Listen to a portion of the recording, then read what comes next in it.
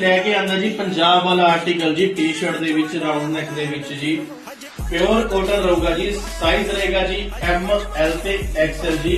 Colour chart check करांदा जी नवे तो नवे कलर आ चुके ने जी। आ चेक करो जी कलर एक तो एक कलर आ चुके हैं जी। साइज रहेगा जी एम एल एक्सएल। रेट रहने वाला सिर्फ और सिर्फ 180 रुपए है जी। प्योर कॉटन दे विच टी शर्ट देने जा रहे हैं सिर्फ 180 रुपए की जी। लेन दी जल्दी से जल्दी विजिट कर लो जी। विष्णु गारमेंट्स नियर गुग्गा माड़ी समाणा।